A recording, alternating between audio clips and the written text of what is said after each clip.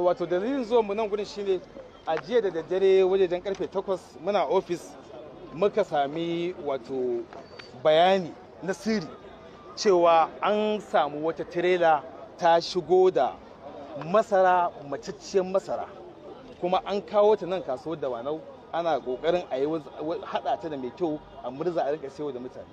A jiya da daddare muka zauna da 'yan sandanmu muka hada 'yan sanda suka taho, aka zo muka kama mutum biyu a cikin wayanda suka kawo wannan masara. Ɗaya ya ce shi abokin mai wannan shagon ne, mai wannan store ɗin ne. Ɗaya kuma ya ce shi ba harkarsa bace, shi ya zo harkar shinkafa da sauransu. To amma a jiya da tunda mun samu wannan mutum biyu muka sa 'yan sanda suka tsaya a nan suka yi gadin wannan kaya da aka gani, tirela ce guda biyu cike da masara macacciya baka irin ta zama poison. Kana ganin wannan masarar ka san gaba ɗaya poison ce, duk inda ta shiga cikin mutum sai yanda Allah ya yi. Suka zauna suka gadin wannan masara har zuwa yau da safe.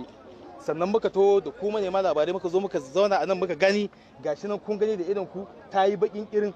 Sannan mun shigo cikin shagon nan gashi mun gani akwai kamar za su kai tirela guda na ainihin buhukuna da aka hada bakar masarar nan lalatacciya da ɗan kaɗan na masara mai kyau.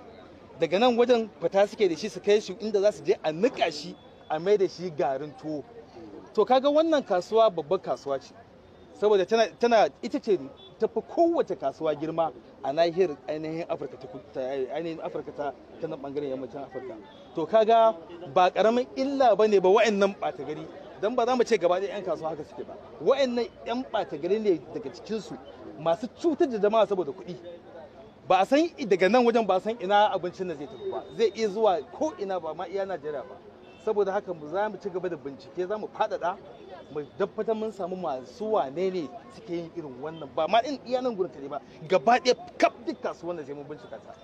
Sannan za mu kirawo su ainihin ƙungiyar kasuwa mu zauna da su a yau don mu sani suna da masaniya akan wannan.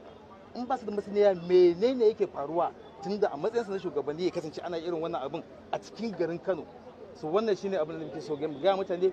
Kuma ina son ƙara jawo hankalin mutane don Allah, duk inda mutum ya ga ana yin wani abu na cutar da jama'a ai sauri a gaya wa hukuma. Ba ma mu kaɗai ba, duk wata hukuma da take bangaren aikinta shine ta kare haƙƙin mutane, a gaya wa hukuma, domin baka san inda wannan illar da suke baka san inda zai je ba.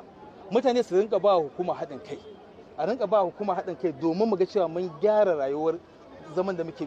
Baka san ina zaka je ba, baka san me zaka ci ba. To wannan shine abin da nake son faɗa.